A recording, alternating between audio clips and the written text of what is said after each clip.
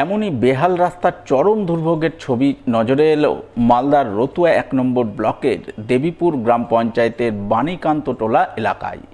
এই এলাকায় স্বাধীনতার এত বছর পরেও তৈরি হয়নি পাকা রাস্তা।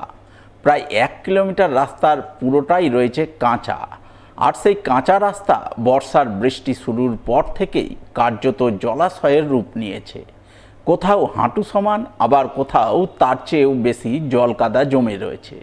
সেই জলকাদা ভেঙে যাতায়াত করতে বাধ্য হচ্ছেন গ্রামবাসীরা, যার প্রতিবাদে মঙ্গলবার গ্রামের পুরুষ মহিলা সকলে মিলে রাস্তায় নেমে বিক্ষোভ দেখান, রাস্তার দাবিতে সরব হন।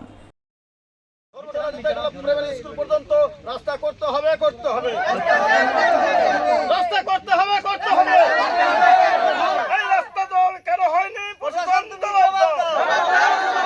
আমরা রাস্তা চাই, রাস্তা চাই। গ্রামবাসীদের অভিযোগ, বেহাল রাস্তার কারণে চলাচল করা দুষ্কর হয়ে পড়েছে। ছাত্রছাত্রীরা স্কুলে যেতে পারছে না, গ্রামে কেউ অসুস্থ হয়ে পড়লে কিংবা কোনো প্রসূতি রোগীকে হাসপাতালে নিয়ে যেতে হলে খাটিয়ায় চাপিয়ে নিয়ে যেতে হয়।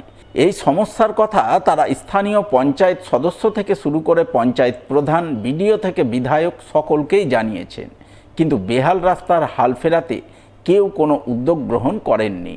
তাই রাস্তার দাবিতে তারা আগামী বিধানসভা ভোট বয়কটের সিদ্ধান্ত নিয়েছেন।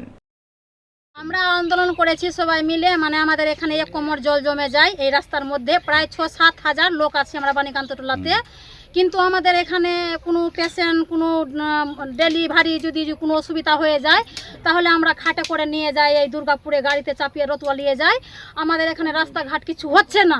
আমরা কত এমএলএকে, কত প্রধানকে, কত ডিএমকে, কত বিডিওকে বলেছি, ওরা কিন্তু অ্যাকশন নিচ্ছে না। আমাদের এত কষ্ট হয়ে যাচ্ছে, বৃষ্টিতে আসছি হাট করতে, প্রত্যেক দিন বাজার করতে আসছি, আমাদের পা পিছলে পড়ে যাচ্ছি। কতজনের পা হাত এই রাস্তাতে ভেঙে গেছে, জল অনেক হয়ে যাচ্ছে, দুই সাইডে পাট আছে। আমাদের রাস্তাটা এত অসুবিধা আছে কিনা যে বলার কথা না। প্রায় এটা আমাদের বাণীকান্তটোলা ৪০ বছর ধরে এই বসবাস করে, কিন্তু একমাত্র হচ্ছে বাণীকান্তটোলায় একই একটা রাস্তা, কিন্তু এই রাস্তা দিয়ে চলাচলের কোনো যোগ্যই না। এতদিন থেকে অ্যাপ্লিকেশন করছি, কিন্তু রাস্তা করার কোনো কথাই নেই। আমরা বারবার সবার কাছে গেছি, কিন্তু রাস্তা করছে না। দুইটা মেম্বার কাছে গেলাম, মেম্বারদের ওরাও অ্যাপ্লিকেশন করলো, কিন্তু রাস্তা করার কোনো কথাই বলছে না। যদি এই রাস্তা না হয় তাহলে আমরা 4টা বুথ মিলে আমরা বয়কট করতে বাধ্য হব। এই বিষয়ে স্থানীয় জেলা পরিষদ সদস্য মঙ্গলি চৌধুরীর প্রতিনিধি লালটু চৌধুরীকে ধরা হলে তিনি সমস্যার কথা স্বীকার করে বলেন, বাণীকান্তটোলার ওই রাস্তা তৈরির ব্যাপারে তারা ইতিমধ্যেই প্রয়োজনীয় উদ্যোগ নিয়েছেন।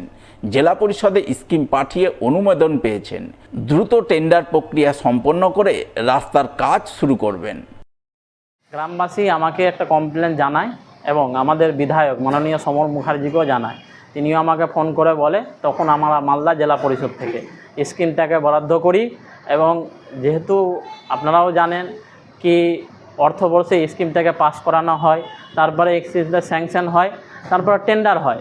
তো স্যাংশন পর্যন্ত হয়ে গেছে। আজকে ইঞ্জিনিয়ার আসছে, আসার পরে স্কিমটার আবার এস্টিমেট হবে এবং টেন্ডার হবে।